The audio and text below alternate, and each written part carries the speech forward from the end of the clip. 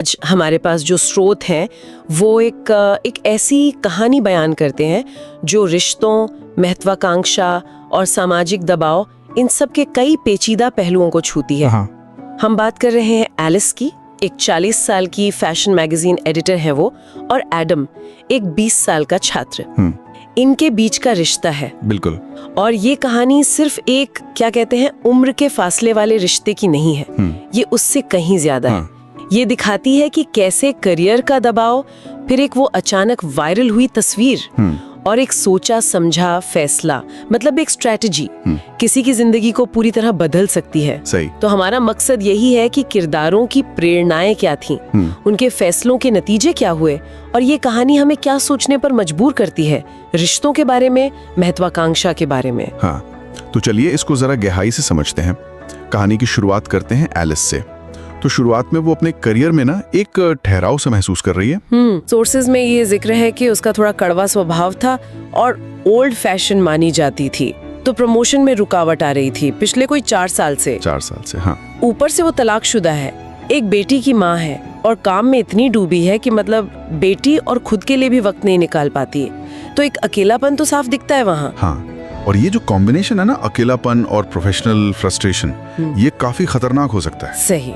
सूत्रों से ये पता चलता है कि वो रोज सुबह अपनी बेटी को बहन के घर छोड़ के काम पर जाती थी। मतलब सपोर्ट सिस्टम तो था, पर शायद वो इमोशनल खालीपन जो होता है वो तो था। बिल्कुल। और इसी माइंडसेट में वो ब्राजील से लौट रही थी जब उसकी मुलाकात एडमंड से हुई। हाँ, और वो फ्लाइट वाली मुलाकात भी काफी नाटकीय थी। कैसे? एडम की सीट में कुछ प्रॉब्लम हुई और उसे बिजनेस क्लास में अपग्रेड करके एलिस के बिल्कुल बगल में बिठा दिया गया। अच्छा। फिर लैंडिंग के वक्त टर्बुलेंस हुई जोर की, और एलिस घबरा गई और उसने अनजाने में ही एडम का हाथ पकड़ लिया। ओके। अब एडम के लिए ये पहला ऐसा अनुभव था, तो वो एलिस की तरफ एकदम से आकर्षित हो गया। बाद में एलिस की पेन ड्राइव प्लेन में ही छूट गई, जिसे लौटाने के बहाने फिर एडम ने उससे दोबारा कांटेक्ट किया। छोटी छोटी चीजें कैसे बड़ी घटनाओं को जन्म देती हैं, है ना? बिल्कुल। और यही से कहानी एक दिलचस्प मोड़ लेती है। हाँ। जब एडम वो पेन ड्राइव लौटाने एलिस के ऑफिस के पास आया और स्कूटर पर उसे हेलमेट पहनाने में मदद कर रहा था, तभी ऑफिस की जो सहकर्मी थी, उन्होंने उनकी एक तस्वीर खींच ली। और एंगल ऐसा था कि जैसे लग रहा था कि वो किस कर रहे हैं। ओहो। और वो तस्वीर जाहिर है ऑनलाइन पोस्ट हो गई। आज के डिजिटल युग में कितना कॉमन है, एक तस्वीर और इतनी बड़ी गलतफहमी। और कमाल की बात यह है कि एलिस का बॉस इस वायरल फोटो से नाराज नहीं हुआ, बल्कि खुश हो गया। हैं? खुश क्यों? उसे लगा कि एक 40 साल की महिला का 20 साल के लड़के के साथ रिश्ता मैगजीन के लिए बड़ा कूल है, इससे यंग रीडर्स जुड़ेंगे। अच्छा। उसके शब्द थे, जैसा कि सूत्रों में बताया गया है, लोगों को मिर्च मसाला चाहिए होता है। मतलब पर्सनल लाइफ को भी एक मार्केटिंग एंगल से देखा जा रहा था। ये फैशन और मीडिया इंडस्ट्री की शायद एक सच्चाई की तरफ इशारा करता है। हो सकता है। बॉस को ये भी लगा कि इस रिश्ते से शायद एलिस युवा पीढ़ी को, जनरेशन Z को बेहतर समझ पाएगी, जो उसके प्रमोशन के लिए जरूरी था। मतलब करियर से जोड़ दिया उसको। हाँ, यहाँ वो पर्सनल एथिक्स और प्रोफेशनल फायदे के बीच का जो द्वंद्व है वो साफ नजर आता है। और फिर एलिस के एक दोस्त ने, जैसा होता है, इस आग में घी डालने का काम किया। क्या कहा उसने? उसने सलाह दी कि अगर प्रमोशन चाहिए तो इस रिश्ते का दिखावा करो, एडम को डेट करो, दुनिया को दिखाने के लिए। अब यहाँ एलिस के सामने एक बड़ा नैतिक सवाल खड़ा हुआ। बिल्कुल। क्या करियर के लिए किसी की भावनाओं से खेलना, झूठ बोलना, ये सब सही है? लेकिन सूत्रों के मुताबिक एलिस के दिमाग में उस वक्त सिर्फ एक ही चीज थी, प्रमोशन। हाँ। उसने नैतिकता को मतलब एक तरफ रख दिया। हाँ। और एडम का इस्तेमाल करने का फैसला कर लिया। और ये फैसला ही कहानी का जो सेंट्रल कॉन्फ्लिक्ट है वो बन जाता है, महत्वाकांक्षा बनाम ईमानदारी। इसके बाद तो एलिस ने बाकायदा तैयारी की, नया लुक अपनाया, एडम से मिली, फ्लर्ट करना शुरू किया। अच्छा। उसे पार्टियों में ले गई, लोगों के सामने ये दिखाने की कोशिश की कि देखो, मैं एक इतने छोटे लड़के को डेट कर रही हूँ। पर क्या ये सब करते हुए उसे अंदाजा था कि एडम असल में कैसा इंसान है? मुझे लगता है शुरू में तो बिल्कुल नहीं था, लेकिन साथ वक्त बिताते हुए एडम की जो असलियत थी वो सामने आने लगी। जैसे एक वाकया है जहां एलिस का दोस्त, जो शायद कोई टीवी शो होस्ट था, वो एलिस को थोड़ा गलत तरीके से छूने लगा पार्टी में। तो एडम ने फौरन टोका, आपत्ति जताई, उसे ये पसंद नहीं आया। अच्छा, मतलब प्रोटेक्टिव था। हाँ। फिर एक फैशन शो में जब एक मॉडल रैंप पर गिर गई तो सब देखते रह गए, लेकिन एडम बिना सोचे समझे उसे उठाने दौड़ा। ये छोटी छोटी बातें दिखाती हैं कि वो सिर्फ एक भोला भाला लड़का नहीं था, बल्कि एक सेंसिटिव और सही गलत की समझ रखने वाला इंसान था। और शायद यहीं से एलिस का नजरिया बदलना शुरू हुआ है ना। जो चीज सिर्फ दिखावे के लिए शुरू हुई थी, उसमें अब असली भावनाएं आने लगी। बिल्कुल, सूत्रों में इस बदलाव का साफ संकेत मिलता है। फैशन शो के बाद पार्टी में वो डांस कर रहे थे, काफी करीब आ गए थे वो। फिर जब एडम उसे घर छोड़ने आया और उसने किस करने की कोशिश की, तो एलिस पीछे हट गई। शायद वो कंफ्यूज थी। हाँ, वो कश्मकश चल रही होगी। लेकिन फिर उसी रात एडम उसके घर वापस आया, उसे किस किया और फिर वो इंटीमेट हो गए। ये सब एलिस के अंदर जो चल रहा था उस संघर्ष को दिखाता है। वो अब सिर्फ नाटक नहीं कर रही थी। सही। और एडम को पता था कि वो डिवोर्स्ड है, उसकी एक बेटी है, उसे इससे फर्क नहीं पड़ता था। ये बात भी शायद एलिस को छू गई होगी। अगली सुबह का सीन तो और भी उलझा हुआ था। एलिस को एकदम से पछतावा हुआ। उसने एडम को जाने को कहा, लेकिन तभी बारिश शुरू हो गई तो वो रुक गया। और उसी वक्त एलिस की बहन और बेटी आ गई। तो एलिस ने क्या किया, उसने एडम को अपना सहकर्मी बता दिया। ये तो एडम के लिए बहुत अजीब रहा होगा, मतलब। हाँ, सोचो जरा। लेकिन फिर जैसे ही एडम दरवाजे से बाहर निकला, एलिस ने उसे रोका और किस कर लिया। अच्छा। ये वो पल था जब, जैसा कि स्रोत कहते हैं, एलिस अब सच में एडम को पसंद करने लगी थी। वो दिखावे का रिश्ता सचमुच एक एहसास में बदल चुका था। लेकिन इस एहसास के साथ एक अपराध बोध, एक गिल्ट भी तो जुड़ा था। बिल्कुल। एडम ने एक बड़ा मासूम सा सवाल पूछा उससे, तुम इतनी खूबसूरत हो, अमीर हो, सफल हो, फिर तुमने मुझ जैसे लड़के को पसंद क्यों किया?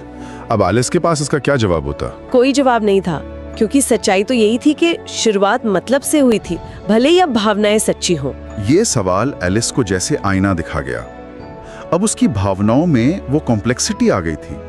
सच्चा प्यार एक तरफ और झूठी शुरुआत का अपराध बोध दूसरी तरफ। वो इस रिश्ते की नींव की सच्चाई को अपनी मौजूदा फीलिंग से कैसे जोड़ पाती? ये एक बड़ा इंटरनल स्ट्रगल था। खैर, इस सब के बीच एलिस को वो प्रमोशन मिल गया जिसका उसे सालों से इंतजार था। अच्छा, तो मकसद पूरा हो गया? हाँ, शुरुआती मकसद तो पूरा हो गया, लेकिन तभी कहानी में एक और बड़ा ट्विस्ट आया। एडम ने उससे शादी करने की बात कह दी। क्या, शादी? हाँ, एलिस के लिए ये एक शौक था। जाहिर है वो इसके लिए बिल्कुल तैयार नहीं थी। उसने उम्र के 20 साल के फासले का हवाला दिया, अपनी बेटी की जिम्मेदारी, अपना काम और सबसे बढ़कर समाज का डर, लोग क्या कहेंगे। ये लोग क्या कहेंगे वाला डर। हाँ, उसने रिश्ता तोड़ने का फैसला कर लिया, ये कह करके कि शायद यही बेहतर होगा कि हम यहीं पर रुक जाएं। तो यहाँ उसका इनकार क्या सिर्फ समाज का डर से था, या उसमें वो गिल्ट भी शामिल था कि उसने एडम को धोखा दिया है? मुझे लगता है दोनों बातें थीं। सूत्रों के अनुसार उसने बाद में माना भी कि वो एडम से प्यार करती है, पर जिम्मेदारियां और समाज का डर उसे रोक रहा था। लेकिन कहीं ना कहीं वो जो रिश्ते की झूठी बुनियाद थी, वो भी उसे इस रिश्ते को आगे ले जाने से हिचकिचा रही होगी। शायद वो खुद को इस रिश्ते के लायक ही नहीं समझ पा रही थी। हो सकता है। नतीजा क्या हुआ? दोनों दुखी थे। एलिस अकेली महसूस कर रही थी और एडम तो बिल्कुल टूट गया था। जाहिर है। और फिर मामले को और बिगाड़ने के लिए एलिस का वही दोस्त, जिसने सलाह दी थी। हाँ, वही जिसने उसे ये झूठा रिश्ता शुरू करने की सलाह दी थी, उसने जाकर एडम को सारी सच्चाई बता दी कि एलिस ने ये सब सिर्फ प्रमोशन के लिए किया था। उसने बाद में माफी भी मांगी, लेकिन सच तो बाहर आ ही गया था। ये एडम के लिए दूसरा बड़ा झटका था। पहले रिश्ता टूटा और फिर पता चला कि उसकी शुरुआत ही एक धोखे पर हुई थी। विश्वास तो पूरी तरह खत्म हो गया होगा। बिल्कुल। और कहानी यहीं खत्म नहीं हुई, एक और अप्रत्याशित घटना हुई। अब क्या हुआ? मैगजीन की जो सीईओ थी, वो एलिस की ऑफिस आई। कवर फोटो उन्हें पसंद नहीं आई और उन्होंने कहा कि उन्हें कोई नया फ्रेश चेहरा चाहिए कवर के लिए। अच्छा। तभी उनकी नजर एलिस के लैपटॉप के वॉलपेपर पर पड़ी, जिस पर एडम की तस्वीर थी। सीईओ को याद आया कि अरे, ये तो वही लड़का है जिसने फैशन शो में उस मॉडल की मदद की थी। उन्होंने फौरन फैसला किया कि एडम मैगजीन का नया मॉडल बनेगा, कवर बॉय। एलिस के लिए ये एक और मुश्किल सिचुएशन। हाँ, उसे अब एडम को मनाना था, ये जानते हुए कि एडम तो यही सोचेगा ये फिर अपने मतलब के लिए आई है। एडम ने पहले गुस्से में मना भी कर दिया।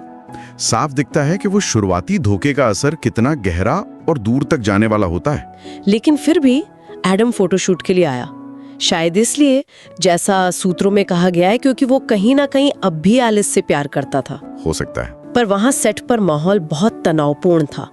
फोटोग्राफर के टोकने पर वो चिढ़ गया। और फिर जब एलिस उसे समझाने गई तो उसका सारा गुस्सा फूट पड़ा। उसने कहा, मैंने तुमसे दिल से प्यार किया और तुमने सिर्फ अपने फायदे के लिए मेरा इस्तेमाल किया। बिल्कुल सही कहा उसने। उसके नजरिए से तो यही सच था। ये शब्द उस पूरे धोखे के दर्द को बयान करते हैं।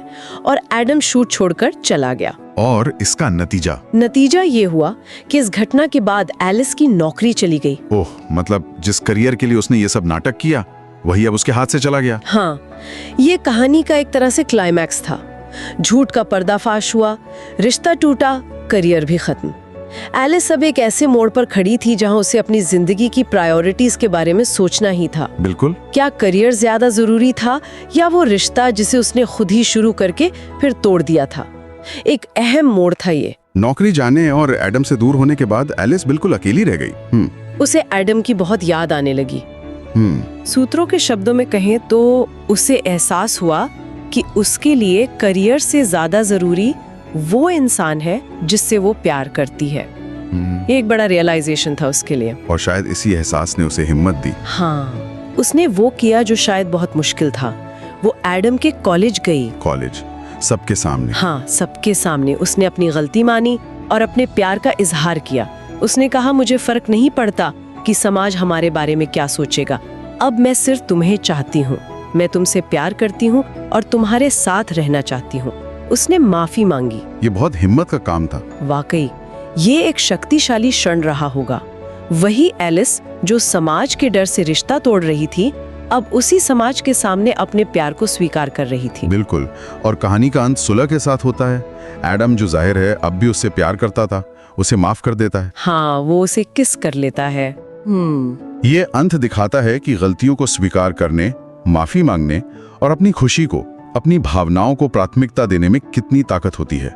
प्यार जो है वो उम्र के फासले और झूठी शुरुआत जैसी बाधाओं को भी पार कर सकता है, अगर उसे ईमानदारी से स्वीकारा जाए। तो ये थी एलिस और एडम की कहानी। एक सफर जो महत्वाकांक्षा और कह सकते हैं दिखावे से शुरू हुआ, बिल्कुल, फिर भावनाओं के उतार चढ़ाव, टकराव, पछतावा से गुजरा और अंत में प्यार और माफी पर आकर खत्म हुआ। एलिस ने अपनी नौकरी जरूर खोई, लेकिन शायद जिंदगी की एक ज्यादा बड़ी सच्चाई, एक ज्यादा अहम चीज हासिल की। सही कहा। और ये कहानी हमें सोचने पे मजबूर करती है। ये जो बाहरी दबाव होते हैं, चाहे वो करियर का हो, समाज का हो, ये हमें कितनी बार अपनी नैतिकता से समझौता करने या अपनी सच्ची भावनाओं को दबाने पर मजबूर करते हैं। एलिस के उदाहरण से हम देख सकते हैं कि ये रास्ते आखिरकार कहीं नहीं ले जाते। शायद सच्ची खुशी तभी मिलती है जब हम बाहरी अपेक्षाओं के बजाय अपनी अंदर की आवाज सुनते हैं। हाँ। और अपने असली स्वरूप के साथ जुड़ते हैं।